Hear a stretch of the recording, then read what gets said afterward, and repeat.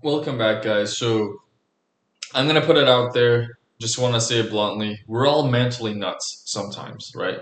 So mental instability isn't a medical term, but it just refers to people who are struggling emotionally, behaving unpredictably, or having difficulty coping. And this is something we've all been through. It doesn't matter whether we're neurodivergent, neurodiverse, have a history of depression that runs in our blood, or have some personality issues. It's irrelevant. It's a moot point. So there's rarely one single cause that explains all this. Usually, it's a number of different factors, and mental health is just shaped by the combination of our biology, right, our genetics, life experiences, the environment, and all the stress we encounter in life. So think about the major factors this includes, like genetics and brain chemistry. So conditions like, say depression, anxiety, or bipolar disorder, schizophrenia, ADHD, autism, and others, not just these. They can run in families or involve differences in brain signaling and functioning. It's very normal. Also, we want to consider things like trauma and some negative experiences, right? Adverse experiences. So think about things like abuse, neglect, violence, or if you ever experienced this, grief, right? Bullying, chronic stress, discrimination. These are all things that anyone can experience at any time. You're not going to experience all of these, probably not, but it's possible you've ran into one or two of these or a few others. Or like instability during childhood, that can also affect our emotional regulation and mental health later in life, right? And another factor that's relevant to consider involves just the current stressors that exist in our life. So think about like financial pressure. Everyone experiences this in one way or another, even if you're rich. Isolation, right? Being alone, or friendship, relationship conflict. People get into arguments all the time. Sometimes they even get into fist fights. I hope not, but it can happen. Think about burnout or overwork, or maybe something like uh, caregiver burdens. I understand not everyone can relate to this one, but think about, let's say, a parent, a caretaker who has children, or a person who's responsible for their younger sibling, right? They deal with a bit of pressure in these situations. Of course, there are other things too, like housing insecurity, because not everybody owns their own home. There are some people who are homeless. There are some people who live paycheck to paycheck, hoping they can, rent their apartment this month and next month. And there are some other major life changes that can easily overwhelm your coping systems. And um, something that a lot of people don't consider, I'm not really sure why, but as we've talked about before, we have a mind body connection. Our mind and, body, mental and physical issues, they're sometimes just interconnected, honestly. One impacts the other and vice versa. It works both ways. So think about a physical issue. Like, let's say you didn't go to bed last night and you suffer from insomnia or some other form of sleep deprivation, right? Maybe you were just doom scrolling on your smartphone or tablet. Or maybe you're experiencing something like chronic pain, um, hormonal conditions. Like I have hypothyroidism. Some people have hyperthyroidism, just to give an example. Neurological disorders, substance abuse like drugs and alcohol, or prescription medication. All these can affect or shape your mood and thinking. They have an impact on it.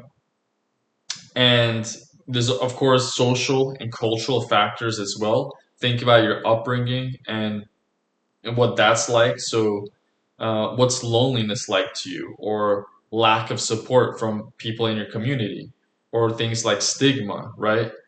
And online pressure and just constant exposure to conflict. So maybe you live in a neighborhood where people are always fighting. They're yelling, they're arguing, sometimes they even attack each other. You really feel unsafe in such a condition. Or even something like uncertainty. You're not really sure what's going to happen next. Like an hour from now, later tonight, tomorrow, later this week, or in the upcoming month, everything's unpredictable to you. So all these little social and cultural factors can really hurt your mental well-being. And last but not least, think about people's coping skills and support systems because it's different. It varies person to person. So think about the kind of tools and support you have access to. So, is there a hospital or clinic nearby you? Can you afford to see a therapist? Because you have insurance, or you make enough money, or your family does at least, or uh, can you, let's say, get cheap medicine prescribed, or is medicine simply just out of the question? You can't afford medicine at all. Right. So two people can go through similar events, right? Similar circumstances, and still respond very differently based on what coping skills and support systems are in place for them, right? What they have access to. Nevertheless, it's also important to differentiate between a few things here. So think about temporary emotional overwhelm. So something bad happens to you, you're dealing with some kind of situation, regardless what it is. Maybe you got into a fight with your boss. Maybe there was a death in the family. Maybe you became ill, or you broke your finger. Whatever. It could be a lot of things. Maybe some guy called you a name. So in the short term, you might feel emotionally frustrated, annoyed, and your mental health takes a hit, right? But it's temporary. So that's the good news. On the other hand, some people display unhealthy behavior patterns. So when something bad happens to them, something traumatic, or maybe something even minor in scope, something that just upsets them, maybe they got into an argument with somebody online, on Reddit, or some kind of popular social media site like Twitter or something. And the person can't stop thinking about the comments. Somebody was trolling them, right? And they go back and forth with this person for months, or something, or they direct a death threat at them, or something insane. So that's not normal, it's not acceptable. These are things that should never happen. So you could notice that for some people they really can't handle the situation. So when anything that affects their mental health, they just take it too seriously, too literally, and they just lose their minds over it sometimes. And of course, there are diagnosable mental illnesses, right? So if people do have serious issues involving certain kinds of mental illnesses, then they should get a diagnosis to see what they actually have, right? Are they suffering from manic depression?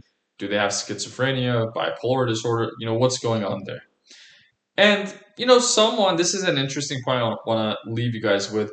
It's possible that a person, right, can act irrationally and even irresponsibly under stress without even having a psychiatric disorder like, something like bipolar or schizophrenia. It's totally possible. And at the same time, this can happen too. You have a person, an individual who does have a mental illness of some kind, whatever it is, it doesn't really matter. Yet, they still show that they're thoughtful human beings. They're responsible, they're considerate, they're caring or stable, at least most of the time, right? They have a better control over the situation. So think about that. We're all mentally imperfect, and that's normal because a lot of this just comes from our biology, our genetics. We're just wired this way because our lives depend on emotions. And why is that? Because emotions are just part of our evolutionary survival as human beings. It's a fact.